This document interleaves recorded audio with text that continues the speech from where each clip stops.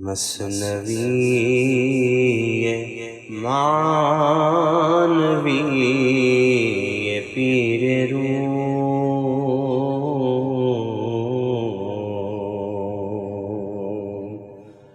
مثنوی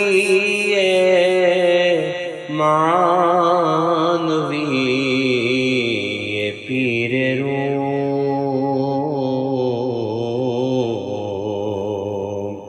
ہست گنج راز عرفان و علوم۔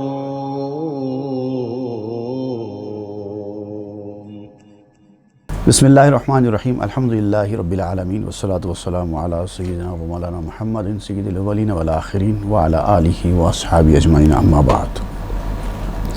گزشتہ کے درس میں ہم پڑھ رہے تھے کہ انسان اگر عقل مند ہے تو اپنی عقل کا صحیح استعمال کرے تو اس کی عقل اس کے لیے کارآمد ثابت ہوتی ہے۔ بہت سارے لوگ عقل مند ہوتے ہیں لیکن اس عقل کا مکاری کے لیے لوگ استعمال کرتے ہیں اور برباد ہو جاتے ہیں۔ سمجھ وہ ہوتی ہے جس سے انسان کا راستہ کھلے، نہ یہ کہ انسان اپنی سمجھ کی وجہ سے اپنا ہی راستہ بند کر دے۔ راستہ وہ ہوتا ہے جس میں اس کو کوئی شاہ ملے، اور اگر شاہ نہ ملے، ہدایت دینے والا نہ ملے تو پھر راستہ لے کر کیا کریں گے؟ اور پھر آپ نے وضاحت کی تھی کہ شاہ، اصلی شاہ وہ ہوتا ہے جو خود اپنے آپ میں شاہ ہو، کسی بیرونی سبب کی وجہ سے شاہ نہ بنا ہو، کسی تخت و تاج کی وجہ سے شاہ نہ بنا ہو، کسی کرسی کی منصب کی وجہ سے شاہ نہ بنا ہو، دولت اور اقتدار کی وجہ سے شاہ نہ بنا ہو، کیونکہ اگر کسی چیز کی وجہ سے وہ شاہ بنا ہوگا تو وہ چیز جب اس سے چھن جائے گی تو اس کی شاہی بھی ختم ہو جائے گی۔ اگر انسان خود اپنے آپ میں شاہ ہے تو پھر اس کو کسی چیز کی ضرورت نہیں ہے۔ شیخ بھی ایسے ہی ہوتا ہے کہ اگر وہ کسی ظاہری سبب کی وجہ سے شیخ بنا ہے تو اس کا شیخ ہونا کامل ہونا نہیں ہے۔ وہ شیخ بہرحال شیخ ہے، چاہے وہ کچرے کی کنڈی کے پاس بیٹھ جائے، اس کو مقام کی حاجت نہیں ہے، اس کو کسی منصب کی حاجت نہیں ہے، اس کو کسی مرید کی حاجت نہیں ہے، چاہے اس کا ایک بھی مرید نہ ہو، اگر وہ شیخ ہے تو وہ شیخ ہے۔ اصلی شیخ ایسا ہوتا ہے، اور ایسی ہی شاہی ایسی ہوتی ہے جس کو آپ ابدی شاہی کہتے ہیں، جیسے کہ دین اسلام کی ابدیت ہے، قیامت تک قائم رہنے والا دین، اس کی شریعت کو زوال نہیں ہے، اس کو نظر بد کا خوف نہیں ہے۔ ابراہیم بن ادھم رحمۃ اللہ علیہ کا ذکر کرتے ہوئے آپ ان کی ایک حکایت، ایک کرامت بیان کر رہے ہیں اور بتا رہے ہیں کہ اصلی شاہی کیا ہوتی ہے۔ انہوں نے نقلی شاہی کو خدا حافظ کہہ دیا، سلطنت جو ظاہری تھی اس کو چھوڑ دیا، چھوڑ کر اصلی شاہی کی طرف آئے۔ حمز ابراہیم ادھم آمدست، کو زراہ بر لب دریا نشست۔ ابراہیم بن ادھم کے بارے میں بتایا جاتا ہے کہ آپ اپنا محل چھوڑ چھاڑ کر فقیروں کا لباس اختیار کر کے نکل پڑے تھے، اور ایک مرتبہ ایک راستے پر دریا کے کنارے بیٹھے ہوئے تھے۔ دلخ خود می دوخت آ سلطان جاں، یک امیر آمداں جا ناگہاں۔ وہ روحانی بادشاہ تھے اور بیٹھ کر اپنی دلخ کہتے ہیں جو فقراء یا مشائخ صوفیہ جو کپڑے پہنتے ہیں، ایک خاص قسم کے کپڑے ہوتے ہیں، گدڑی، وہ سیتے بیٹھے تھے کہ اچانک وہاں پر ایک سردار آیا جو کسی زمانے میں ابراہیم بن ادھم کے ماتحت تھا، امیر تھا۔ اس کی نظر حضرت ابراہیم بن ادھم پر پڑی۔ آ امیر از بندگان شیخ بود، شیخ را بے شناخت سجدہ کرد زود۔ وہ جیسے ہی اس کی نظر حضرت ابراہیم بن ادھم پر پڑی، کیونکہ کسی دور میں وہ حضرت ابراہیم ادھم کے محل میں ان کی تابعداری کرنے والا تھا، ان کا وزیر تھا، ان کے غلاموں میں سے تھا، تو جیسے ہی دیکھا شیخ کو دیکھ کر پہچان لیا کہ یہ وہی ابراہیم ادھم ہیں جنہوں نے سلطنت چھوڑ دیا، اور فوری دیکھتے ہی دیکھتے جھک گیا جا کر۔ سجدہ کرد زود، آپ نے یہاں پر سجدہ کرد کا لفظ استعمال کیا، فوری سجدہ کر دیا۔ دیکھیے، سجدے کے حوالے سے میں آپ کو دو باتیں بولنا چاہتا ہوں۔ پہلی بات تو یہ ہے کہ شاعری میں جب کبھی سجدے کا لفظ استعمال ہوتا ہے وہاں پر سجدہ ہونا کوئی ضروری نہیں، کبھی کبھار جھکنے کے معنی میں بھی سجدہ استعمال ہوتا ہے۔ لیکن بعض ایسے دنیا دار بادشاہ بھی گزرے ہیں جن کے پاس حرام حلال کی کوئی اہمیت نہیں ہے، وہاں پر بادشاہوں کو سجدہ بھی کیا جاتا ہے۔ یہاں تک کہ بعض ایسے دھوکے باز پیر شیخ بھی ہوتے ہیں، دھوکہ دینے والے، ان کے پاس بھی دستور ہے کہ ان کے مرید ان کے شیخ کو سجدہ کرتے ہیں۔ لیکن بہرحال جہاں بھی ہوتا ہو یہ جہالت ہے، گمراہی ہے۔ شریعت اسلامی نے کسی کو بھی سجدہ کرنے کی اجازت نہیں دی ہے، وہ حرام ہے۔ نہ کسی شیخ کو سجدہ کیا جا سکتا ہے، نہ کسی بزرگ کی مزار کو سجدہ کیا جا سکتا ہے۔ جھکنا الگ چیز ہے، لیکن مکمل سجدے کی حالت اختیار نہیں کرنی چاہیے۔ تو یہاں پر آپ نے جو سجدے کا لفظ استعمال کیا وہ چونکہ حضرت ابراہیم بن ادھم کے واقعے میں ہے، تو لہٰذا یہاں پر ہم اس کا یہی معنی لیں گے کہ وہ جھک گیا۔ شکل دیگر گشت خلق و خلق او، خیرہ شد در شیخ و اندر دلخ او۔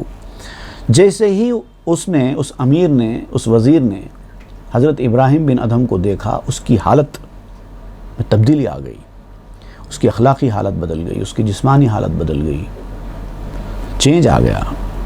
اور حضرت کو دیکھ کر وہ حیران ہو گیا کہ اتنی بڑی بادشاہت کے مالک بادشاہ ہے، انہوں نے یہ چھوڑ کر کیا حالت بنا رکھی ہے، فقیروں کی طرح کی گزڑی پہن رکھی ہے اور دریا کے کنارے اکیلے بیٹھے ہوئے ہیں،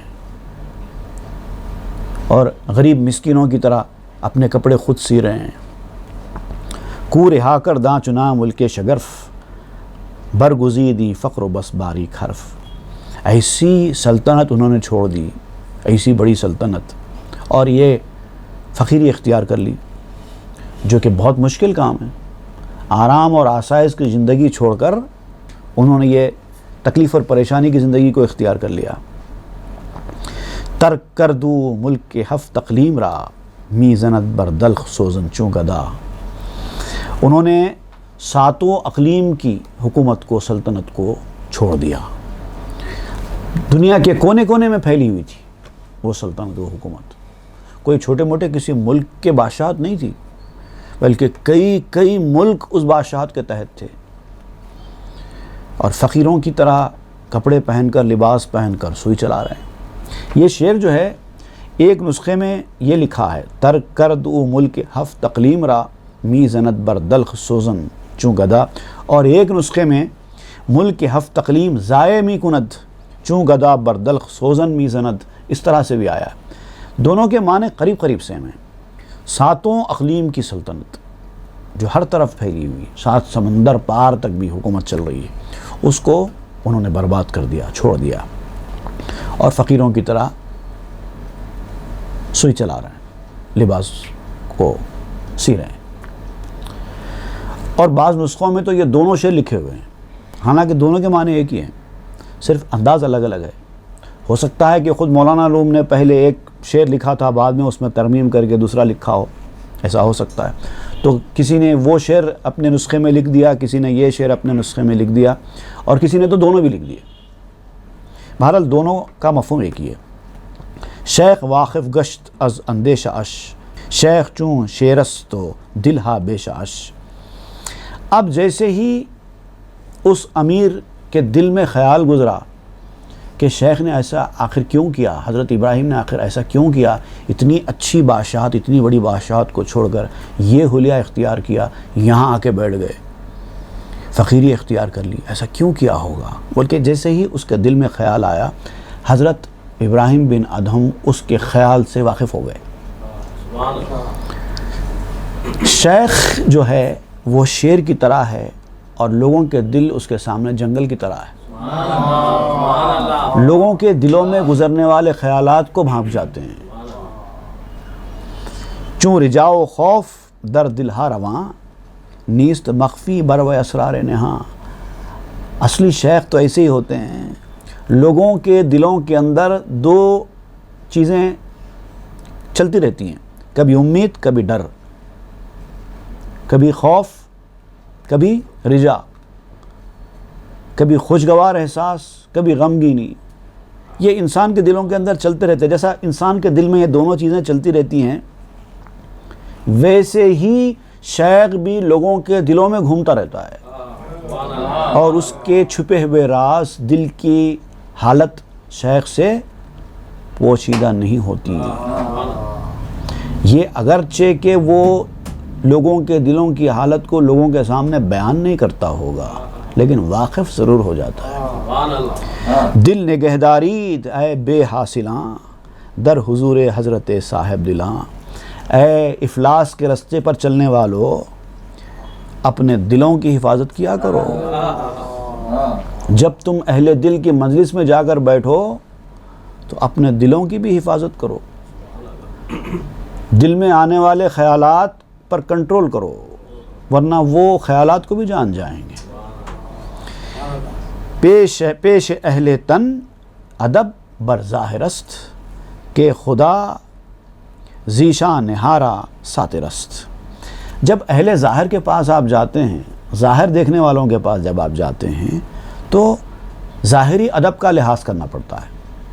جیسے آپ کسی بڑوں کے پاس گئے، اب وہ ظاہری بڑا ہے آپ کا، تو جیسے آپ ظاہری ادب کا خیال کرتے ہیں، دل میں بھرے ہی آپ کے کچھ بھی بھرا ہوگا، لیکن ظاہر تو اچھا بنا کے رہتے ہیں، ان سے ادب سے رہتے ہیں، ان سے جھک کے ملتے ہیں، سب کرتے ہیں، ظاہری ادب کا مظاہرہ کرتے ہیں۔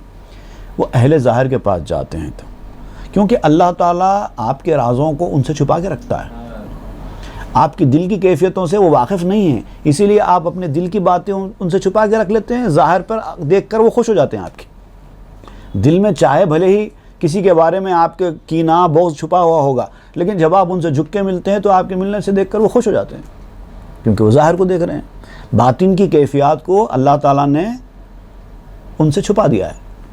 یہ ہے اہل ظاہر۔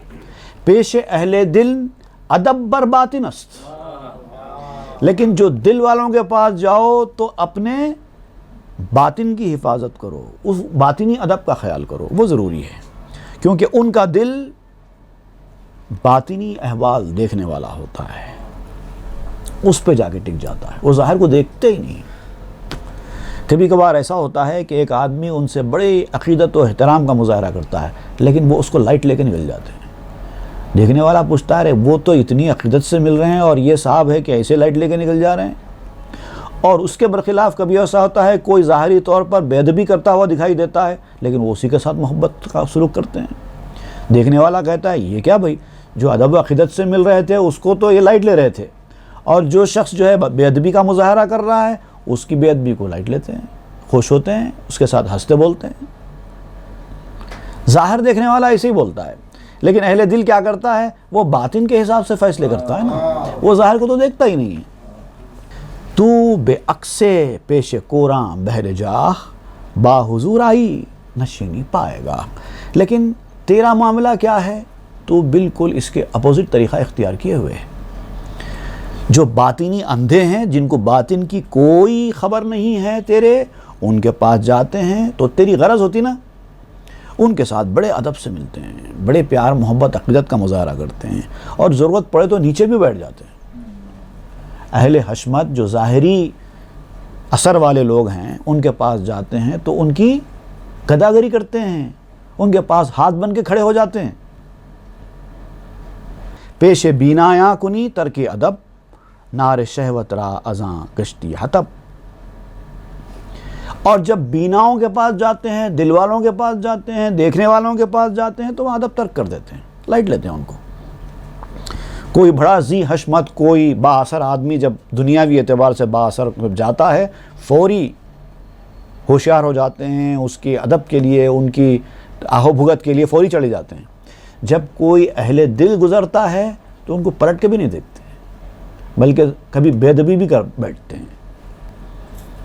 یہی وجہ ہے کہ انسان شہوت کی آگ میں دھستا چلا جا رہا ہے، خواہشوں کے دلدل میں پھنستا چلا جا رہا ہے، ایسا کرنے کی وجہ سے۔ چون داری فتنتو نور ہدا، بہر کوراں روئے را میزن جلا۔ ہدایت کا نور اور سمجھ، یہ دونوں چیزیں تیرے اندر نہیں ہیں، دو چیزیں بھی تیرے اندر نہیں ہیں، ایک ہدایت کا نور اور ایک وہ سمجھداری، وہ عقل جو باطنی نور کو دیکھنے والی ہے۔ وہ تیرے اندر نہیں ہے، اور اسی لیے تو اندھے لوگوں کے لیے اپنے چہروں کو مانچتا رہتا ہے۔ تو ایسے ہی کرتا رہے، اندھوں کے سامنے چمکنے کے لیے اپنا چہرہ مانچ رہا ہے، جو دیکھنے والے ہیں ان سے بے پرواہ ہے۔ پیش بینایاں حدث بر روی مال، ناس کم کن بانچنی گندیدہ حال۔ جو بینا لوگ ہوتے ہیں، دیکھنے والے لوگ ہوتے ہیں، ان کے سامنے جا کر بھلے ہی اپنے چہرے پر گندگی مل لے، باطن اگر گندا ہے تو اچھے لوگوں کے سامنے، دل والوں کے سامنے اپنے ظاہر کو اچھا بنانے کی بھی ضرورت نہیں ہے، کیونکہ وہ تو دیکھتے ہی نہیں ہے نا ظاہر کو تمہارے۔ گندگی مل کے جاؤ تاکہ تمہاری باطنی گندی حالت پر تم کو فخر نہ ہو۔ اگر تم اپنی باطنی گندی حالت کو لے کر اہل دل کے پاس جائیں گے اور جا کر فخر کا مظاہرہ کریں گے، تمہاری حالت خراب ہو جائے گی۔ اس لیے اس فخر سے بچانے کے لیے تم کو اپنی ظاہری حالت کو بھی گندی کر لینا۔ جو ظاہر والے ہوتے ہیں وہ ظاہر کو دیکھتے ہیں، آپ ان کے ساتھ بن سنور کے رہتے ہیں، ان کے ساتھ اچھے سے مظاہرہ کرتے ہیں، ان کے ساتھ جھک کے ملتے ہیں، ان کی چاپلوسی کرتے ہیں، بن ٹھن کے جاتے ہیں، اچھے کپڑے پہن کے جاتے ہیں۔ سب اہل ظاہر کے سامنے جانے کے طریقے ہے یہ۔ اہل باطن کے سامنے آپ اس طرح سے جائیں گے اور اندر گندا رہے گا تو آپ کا ظاہر کوئی فائدہ ہی نہیں ہوگا، ان کے اوپر اثر اندازی نہیں ہوگا، کیونکہ وہ اس کو تو دیکھتے ہی نہیں ہیں۔ تو اکڑتا پھرے گا میرے کپڑے اچھے ہیں، میری صورت اچھی ہے، میں اتنا اچھا لگ رہا ہوں، اس کو کیا اثر ہوگا اس کا؟ تو اس طرح سے اس کے سامنے جا کر ظاہری زیب و زینت پر اکڑنے سے اچھا یہ ہے کہ اپنی ظاہری زیب و زینت ہی خراب کر لے، اگر باطنی زیب و زینت خراب ہے تو۔ یہ ہے بزرگوں کے پاس جانے کا طریقہ کار۔ دل کو بھی سنبھال کر رکھو، خیالات کو بھی سنبھال کر رکھو۔ اب جیسے حضرت ابراہیم بن ادھم کے پاس وہ امیر آیا اور آتے اس کے دل میں خیال گزرا کہ یہ ایسا کیوں کیا، انہوں نے ایسی بڑی سلطنت کو کیوں چھوڑ دیا اور یہاں آ کر کیوں بیٹھ گئے۔ فوری حضرت ابراہیم بن ادھم کے اوپر ان کے خیالات کا عکس پڑا۔ اس کو کہتے ہیں صوفیہ کی اصطلاح میں اشراف علی الخواطر، دلوں کی حالت کا پڑھ لینا۔ آپ یہ سوچ رہے ہیں ابھی، کبھی کبھار بتانے والے ایک آدھ بار کبھی بتا بھی دیتے ہیں آپ کے سامنے، ضرورت اگر محسوس کرتے ہیں تو، ورنہ لوگ نہیں بتاتے، جانتے بھی خاموش بیٹھتے ہیں۔ اب یہاں پر ضرورت محسوس کی حضرت ابراہیم بن ادھم نے، اس کے خیالات چونکہ آپ پڑھ لیے تھے اور اس کو بتانا تھا اصل بادشاہت کیا ہے، وہ بتانے کے لیے آپ نے وہ اظہار کیا کہ میں نے تیرے خیالات پڑھے ہیں۔ شیخ سوزن زود در دریا فگند، خاص سوزن را بآواز بلند۔ اب آپ نے کیا کیا، جیسے ہی ان کے دل میں خیال گزرا کہ ابراہیم سلطنت چھوڑ کر یہاں پر آ کر اپنی گدڑی سیتے کیوں بیٹھے ہیں، تو فوری آپ نے کیا کیا، وہ سوئی جس سے آپ گدڑی سی رہے تھے اٹھائی اور دریا میں پھینک دی۔ سوئی جس سے آپ وہ گدڑی سی رہے تھے فوری گدڑی میں سے نکالی اور دریا میں پھینک دی، اور پھینکنے کے بعد فوری دریا کی طرف پلٹ کر کہا مجھے میری سوئی چاہیے، اے دریا مجھے میری سوئی لا کر دے۔ صد ہزاراں ماہیے اللہیے، سوزنے زر بر لبے ہر ماہیے۔ اللہ تعالیٰ کی جانب سے حکم ہوا تو وہ اللہ والی مچھلیاں لاکھوں کی تعداد میں دریا کے کنارے پر آ گئی اور ہر ایک کے منہ میں سونے کی سوئی تھی، لاکھوں کی تعداد، پورے آگے سوئی لے لے کے دریا کی مچھلیاں، اور ہر ایک کے منہ میں سونے کی سوئی تھی۔ سوزن زری دراں دندان او، کے بگیر اے شیخ سوزن ہائے ہو۔ سونے کی سوئیاں دانتوں میں دبائے آ کر حضرت ابراہیم بن ادھم سے کہنے لگی کہ اے شیخ یہ اللہ والی سوئیاں ہیں، لے لیجئے، اللہ کے پاس سے آئی ہے نا، لے لیجئے۔ سر برآور دند از دریائے حق، کے بگیر اے شیخ سوزن ہائے حق۔ وہی مفہوم کو الگ انداز سے بیان کر، اللہ تعالیٰ کے دریا سے انہوں نے سر ابھارا مچھلیوں نے اور کہا کہ اے شیخ یہ سوئیاں لے لیجئے، آپ کی خدمت میں حاضر ہے۔ گفت الہی سوزن خود خواستم وعدے از فضلت نشان راستم. کہنے لگے اے اللہ میں نے اپنی سوئی مانگی ہے، مجھے میری سوئی چاہیے، یہ سب نہیں چاہیے. میں کیا کروں یہ سونے کی سوئیاں لے کر؟ جس آدمی نے اتنی بڑی سلطنت کو خدا حافظ کہہ کر یہاں آئے گا سونے کی سوئیاں لینے کے لیے آیا ہے. یہ نہیں چاہیے مجھے میری سوئی چاہیے. وہ نشانی بتا، میری سوئی نشانی جو میں جانتا ہوں وہی سوئی ہونا ہے مجھے. ماہیے دیگر برآمد در زماں سوزنے اورا گرفتہ دردہاں. فوری ایک دوسری مچھلی سارے مچھلیوں کے بیچ میں سے نکل کر ایک دوسری مچھلی برآمد ہوئی. اس کے منہ میں حضرت ابراہیم بن ادہم کی سوئی تھی. رو بدو کر دو بے گفتش اے امیر، ملک دل بہ یا چنا ملک حقیر. آپ نے اس کی طرف رخ کیا، اس مچھلی کی طرف، اور اس کے منہ میں سے وہ سوئی لے لی. اس کے بعد پلٹ کر وہ سردار سے آپ نے فرمایا کہ اے سردار، یہ دل کی بادشاہت اچھی ہے یا تمہاری ظاہری سلطنت اچھی ہے؟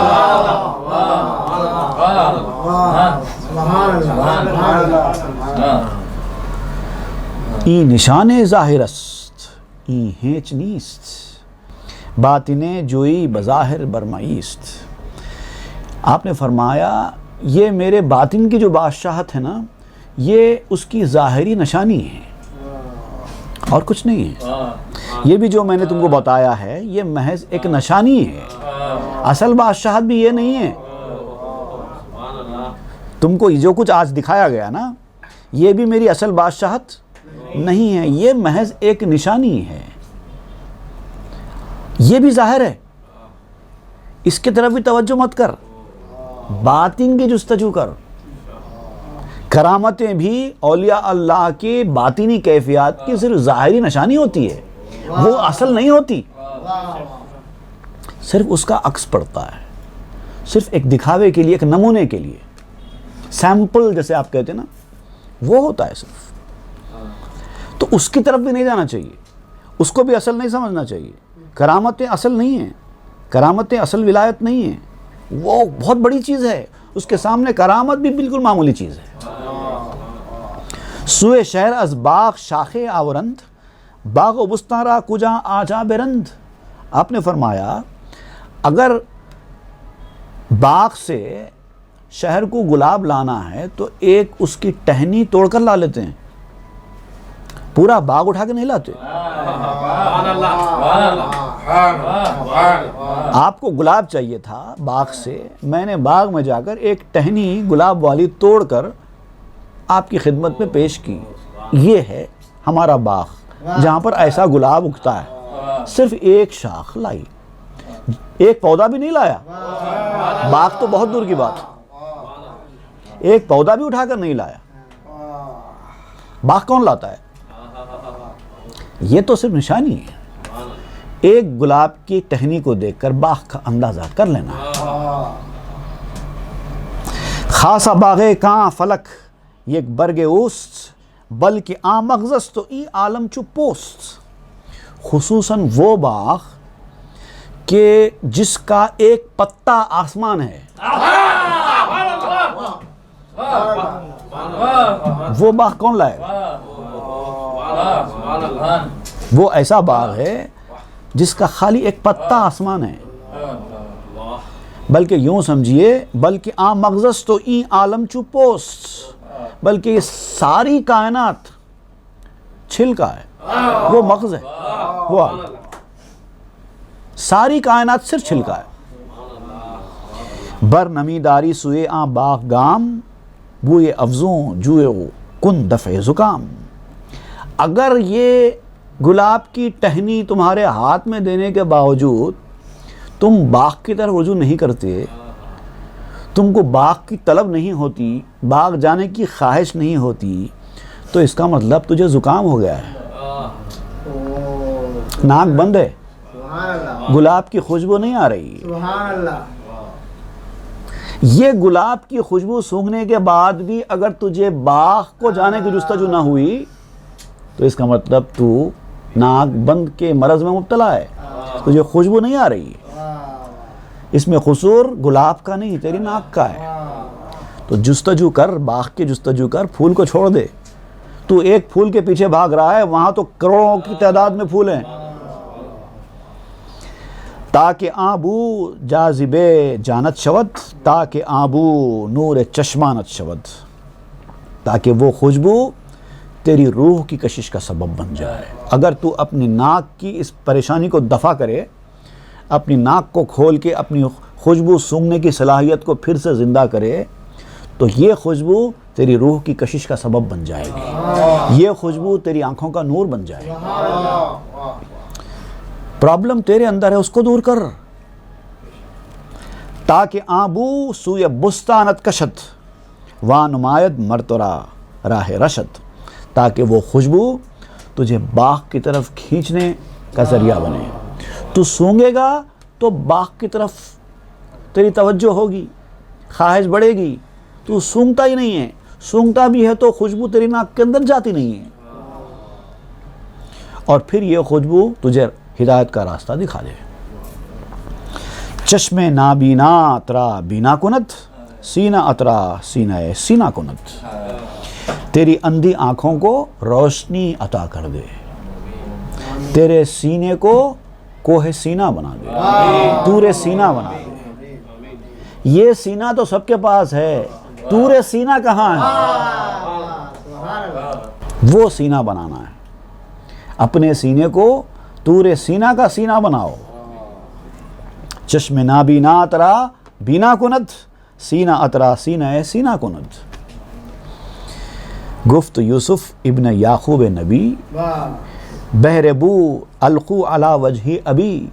اب آپ یاد دلا رہے ہیں کہ جب حضرت یعقوب علیہ السلام سے حضرت یوسف علیہ السلام جدا ہوئے تھے، تو حضرت یعقوب روتے روتے یوسف کی جدائی میں بینائی کھو بیٹھے تھے۔ اس وقت حضرت یوسف علیہ السلام نے اپنی قمیض بھجائی تھی کہ جاؤ یعقوب علیہ السلام کے آنکھوں کے اوپر اس کو ڈال دو، ان کی بینائی لوٹ کر آ جائے گی اس کی خوشبو سے۔ اس کا ذکر قرآن مجید میں ہے، سورہ یوسف میں آیت نمبر 93۔ اذهبوا بقمیصی ھذا فالقوہ علی وجہ ابی یأتی بصیرا، لے جاؤ اور میرے والد کی آنکھوں کے اوپر ڈال دو، ان کو بینائی آ جائے گی۔ اور ابھی وہ قمیص یعقوب علیہ السلام تک پہنچی بھی نہیں تھی، راستے میں ہی تھی، یعقوب علیہ السلام نے فرما دیا کہ مجھے یوسف کی بو آ رہی ہے۔ کیا ناک تھی ہوگی، خوشبو اپنی جگہ پر، یقیناً وہ خوشبو بھی اپنی الگ خوشبو ہے کہ اتنوں میلوں دور سے آنا شروع ہو جائے، لیکن ناک بھی ویسی ہی چاہیے نا سونگھنے والی۔ تو آپ کہتے ہیں کہ اپنی ناک پیدا کرو ویسی۔ تو یہاں تو حالت یہ ہے کہ گلاب کا پھول تمہاری ناک کے سامنے بھی آتا ہے، تم کو بو نہیں آتی۔ بہر ایبو گفت احمد درازات، دائمن قرۃ عینی فی الصلاۃ، اسی خوشبو کے لیے تاکہ لوگوں کو یہ خوشبو حاصل ہو جائے، لوگ اپنی ناک میں دوا ڈالتے رہیں، تاکہ یہ جو زکام ہے، یہ زکام تمہاری سونگھنے کی صلاحیت کو چھین نہ لے۔ اسی لیے رسول اللہ صلی اللہ علیہ وسلم نے اپنی ہر امتی سے فرمایا ہے کہ دن میں 5 بار اپنی ناک میں دوا ڈالو تاکہ وہ خوشبو آ سکے، ہمیشہ ڈالتے رہا کرو۔ اسی لیے تو فرمایا کہ قرۃ عینی فی الصلاۃ، میری آنکھوں کی ٹھنڈک تو نماز میں ہے۔ تو رسول اللہ نے فرمایا کہ نماز میں میری آنکھوں کی ٹھنڈک ہے، اسی لیے کہ اسی سے میری امت کی ناکوں کی درستگی ہونے والی ہے، ان کو خوشبو ملنے والی ہے۔ نماز کی پابندی اس کے حق کے ساتھ کرو، یہ ناک کھل جائے گی۔ یہ ناک میں دوا ڈالنا ہے اس گلاب کی خوشبو سونگھنے کے لیے۔ جب وہ گلاب کی خوشبو سونگھنے کے قابل ہو جائے گی ناک، اس کے بعد پھر لانے والا شیخ ایک گلاب وہاں سے لے کے آ کر آپ کو سونگھائے گا، تو آپ کو شوق پیدا ہوگا وہاں جانے کا۔ پہلے آپ کو اپنی ناک درست کرنی ہوگی، اس کے بعد پھر صرف ناک درست کرنے سے بھی کچھ نہیں ہوتا، کیونکہ اب تو ناک درست ہو گئی، لیکن پھر ایک چاہیے وہ شاہ، جو اس باغ سے ایک ٹہنی لے کے آ کے آپ کو گلاب کی خوشبو سونگھائے، پھر آپ سونگیں گے، آپ کو شوق پیدا ہو کر آپ دوڑ کر وہاں پر جائیں گے، تب جا کے بات بنے گی۔ پنج حس با ہم دیگر پیوست انت، رستہ این ہر پنج از اصل بلند۔ یہ جو انسان کے جو 5 حص ہیں نا، جس میں سے ایک حص کا یہاں پر ذکر کیا گیا، ناک، آپ کہتے ہیں 5 حص جو ہے ایک دوسرے سے جڑے ہوئے ہیں۔ اب آپ یہ سوال کریں گے کہ بھئی یہاں پر ایک ہی حص کا ذکر ہو رہا ہے، دیکھنا بھی ایک حص ہے، سننا بھی ایک حص ہے، چھونا بھی ایک حص ہے، چکنا بھی ایک حص ہے، لیکن یہاں صرف سونگھنے کا ذکر ہو رہا ہے۔ تو آپ اس کی وضاحت کرتے ہوئے کہتے ہیں کہ 5 حواس ایک دوسرے سے جڑے ہوئے ہیں اور دونوں کی جڑ ایک ہی ہے۔ مین اس کا جو سینٹر ہے نا 5 حواس کو چلانے والا، وہ ایک ہی ہے۔ تو یہ اصول ہے، یہ قاعدہ ہے کہ جب ایک حص انسان کی ظاہری تدبیر سے اسٹرانگ ہونے لگتی ہے تو اس کے اثرات دوسرے حواس پر بھی پڑتے ہیں، وہ بھی درست ہونے لگ جاتے ہیں۔ ایک حص بگڑ جائے تو اس کے اثرات دوسرے حواس پر بھی پڑتے ہیں، ان کے اندر بھی خرابیاں آتی ہیں۔ تو ایک کے بعد ایک اپنے حواس کو درست کرو۔ دوسرا ایک مفہوم بھی ہے اس کا، وہ لطائف 6 جو کہلاتے ہیں۔ لطائف 6، حالانکہ وہ 6 لطائف بیان کیے جاتے ہیں روحانی ترقی کے سلسلے میں۔ ایک قلب ہے، ایک روح، ایک نفس، ایک سر، ایک خفی اور ایک اخفا۔ تو یہ ہے تو 6، لیکن بعض لوگوں نے کہا کہ یہ اصل میں 5 ہی ہیں، کیونکہ نفس جو ہے روح کا تابع ہوتا ہے۔ جب نفس تربیت کے مرحلے سے گزر کر آگے نکل جاتا ہے کامیابی کی، تو اب نفس ختم ہو جاتا ہے، روح باقی رہ جاتی ہے۔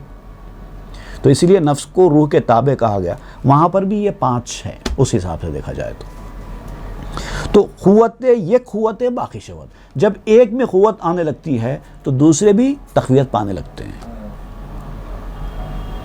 بڑھاپے میں آپ دیکھیے ایک حص پہلے انسان کی کمزور ہوتی ہے، پھر اس کے بعد دوسری کمزور ہوتی ہے، پھر تیسری کمزور ہوتی ہے، پھر چوتھی کمزور ہوتی ہے، 5ویں کمزور ہو جاتی ہے۔ اسی طریقے سے جب ڈیولپمنٹ آتا ہے تو ایک حص اگر ڈیولپ ہوتی جائے تو اس ڈیولپمنٹ کے اثرات دوسرے حصوں پر بھی پڑنے لگتے ہیں۔ اس طریقے سے انسان ترقی کرتا ہے۔ تو یہ ظاہری حص کا بھی ذکر ہو گیا، یہ باطنی حواس کا بھی ذکر ہو گیا۔ تو ایک کی خوراک، ایک کی روزی، ایک کی قوت دوسرے کے لیے بھی قوت بن جاتی ہے۔ ما بقیرہ ہر یک کے ساقی شود، باقی میں سے ہر ایک کو ایک حص سیراب کرتی ہے۔ ایک حص جب بھر جاتی ہے تو اب اس کے اثرات وہ بھر جانے کے بعد دوسرے کو فل کرتی ہے۔ مثال کے طور پر میں آپ کو بتاؤں، 3 برتن ہیں، 5 برتن ہیں آپ کے پاس، پانی لے کے آ کے آپ ایک برتن میں ڈال رہے ہیں، آپ ڈالتے جا رہے ہیں، اب وہ برتن فل ہو گیا۔ اب کیا ہوگا؟ اس کے بعد آپ اور ڈالیں گے، بہہ کے ویسٹ ہو جائے گا۔ کیوں؟ کہ وہ 5 کا ایک دوسرے کے ساتھ لنک نہیں ہے۔ لیکن جب 5 کا ایک دوسرے کے ساتھ لنک ہو جائے گا تو ایک ہی برتن میں آپ پانی ڈالتے جائیں گے، 5 بھر جائیں گے۔ کوئی پلمبر سے آپ اس مسئلے کا پوچھئے، وہ بتائے گا۔ جب 5 کو ایک دوسرے کے ساتھ لنک کر دیا جاتا ہے 5 برتنوں کو، تو ایک برتن میں آپ پانی ڈالتے جائیے، پورے 5 بھر جاتے ہیں، کیونکہ ایک دوسرے کے ساتھ جڑے ہوئے ہیں۔ دیدن دیدہ فزایت عشق را، عشق در دیدہ فزایت صدق را۔ اب دیکھیے، عشق انسان کو جب ہوتا ہے تو اس کا پہلا مرکز کیا ہوتا ہے؟ کہاں سے ہوتا ہے عشق؟ عشق کی ابتدا کون سے حصے ہوتی ہے؟ آنکھ سے۔ پہلے دیکھے گا تو عشق ہو گیا، دل کا کام تو بعد میں۔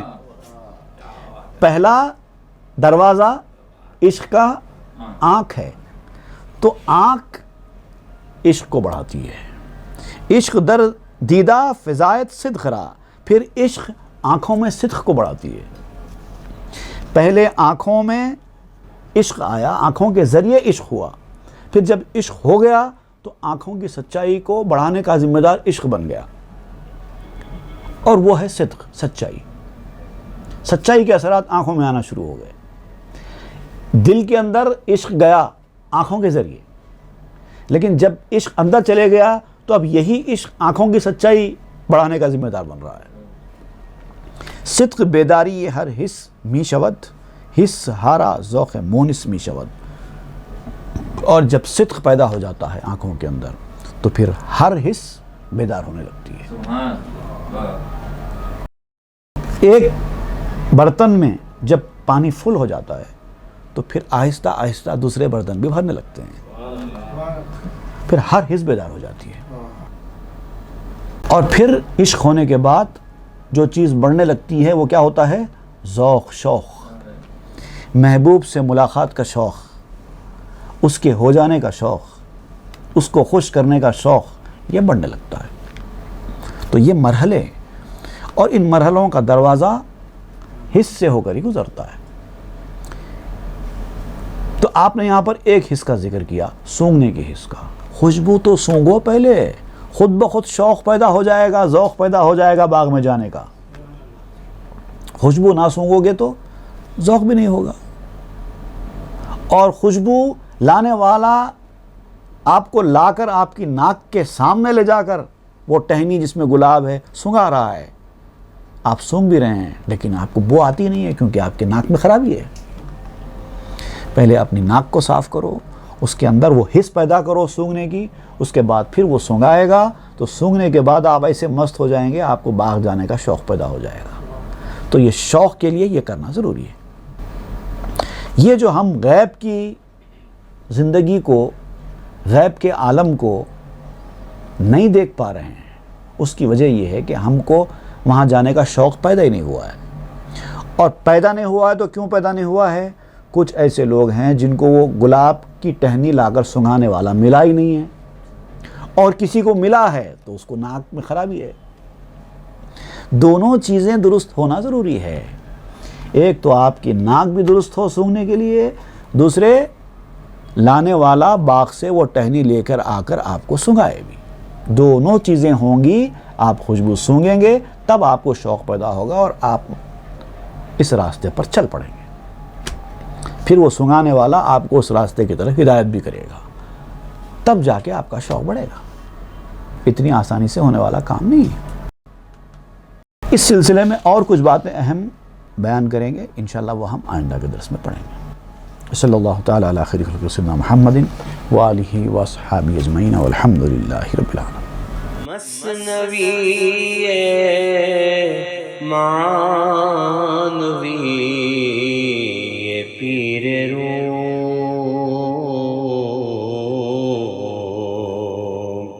ہست گنج راز عرفان